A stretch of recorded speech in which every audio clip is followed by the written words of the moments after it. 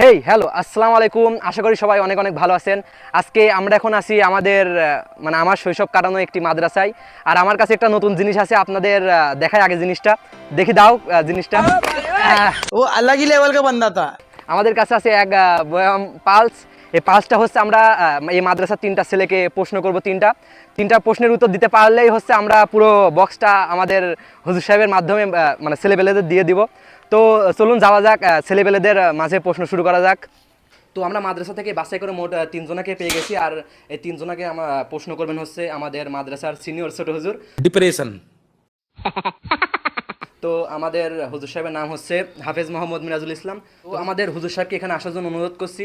তো হুজুর সাহেব আপনি আসেন, আর মাইক্রোফোনটা ধরেন, আর যাকে ডাকবেন প্রশ্ন করার জন্য তাকে ডাক দেন। আমাদের মাঝে প্রথম প্রশ্ন করা হবে মোহাম্মদ জুবাইর হোসেনকে। আপনি ক্যামেরার সামনে চলে আসুন। ওয়ালাইকুম আসসালাম রহমতুল্লাহ। প্রথম প্রশ্ন হলো, কোরআন মাজিদের মোট আয়াত সংখ্যা কত? কোরআন মাজিদে মোট আয়াত সংখ্যা ৬,২৩৬টি। মাশাআল্লাহ। এবার দ্বিতীয় প্রশ্ন করা হবে মোহাম্মদ জুনায়েদ হোসেনকে। ওয়ালাইকুম আসসালাম রহমতুল্লাহ। আপনার প্রশ্ন হলো, সাহাবীদের মধ্যে সর্বাধিক হাদিস বর্ণনাকারী সাহাবীর নাম কি? সাহাবীদের মধ্যে সবথেকে হাদিস বর্ণনাকারী হযরত আবু হুরায়রা রাদিয়াল্লাহু তাআলা আনহু। মাশাআল্লাহ, আপনার উত্তর সঠিক হয়েছে, আপনি যান। দুইটা প্রশ্ন করার ভিতরেই দুইজনই সঠিক উত্তর দিয়েছে, আর 3 নম্বর ব্যক্তি সঠিক উত্তর দিলে আমাদের পুরস্কারটা জিতে যাবে। তো হাফেজ সাহেব, তৃতীয়জনকে ডাকুন আপনি। আমাদের মাঝে এবার তৃতীয় নম্বর প্রশ্নের উত্তর দেবেন মোহাম্মদ সাজ্জাদ হোসেন। ওয়ালাইকুম আসসালাম রহমতুল্লাহ। 3 নম্বর প্রশ্ন হলো, নবীদের মধ্যে কোন নবী পিতা ছিল না?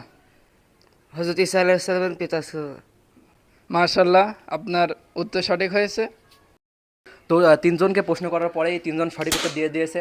তো আমার তো পুরস্কার দেওয়াই লাগছে। আর হাফেজ সাহেবকে আমি একটা প্রশ্ন করবো। হাসি এমনিতে ভিডিও রেকর্ড করতে আজকে অনেক কষ্ট হয়েছে, আর প্যারার ভিতর দিয়ে আসলাম আজকে এখানে। আর হাফেজ সাহেবের প্রশ্ন হচ্ছে ভাই, তো হাফেজ সাহেবের প্রশ্ন হচ্ছে ভাই, 2 আর 2 5 কীভাবে হয়? 2 আর 2 5 কিভাবে হয় এটা তো জানি না, কিন্তু 2 আর 2 যোগ করলে 4 হয় এটা জানি। আমি জানি ভাই, 2 আর 2 অঙ্ক ভুল করলে 5 হয়। ডিপ্রেশন। তো আমাদের গিফটটা দাও পিছন থেকে। তো আমাদের চলে এসেছে, আর পিছনে আমি মানে ছুঁড়ে মারবো, যে পায় তার। আরে ভাই, এটা কেমন হলো? পিছন থেকে নিয়ে আবার পিছনেই ছুঁড়ে মারলো। वो अलग ही लेवल का बंदा था। তো আজকে আমরা যে মাদ্রাসাতে ভিডিওটা শ্যুট করলাম, সেই মাদ্রাসার নাম হাফেজ সাহেব বলুন ভালোভাবে। ডাঙ্গাপাড়া হাফেজিয়া মাদ্রাসা ইতিমখানা ও লিল্লাহ বোর্ডিং।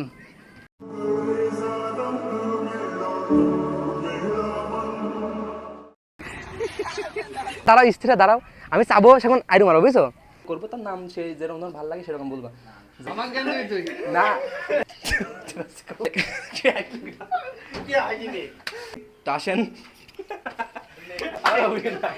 অনেক সুন্দর উত্তর।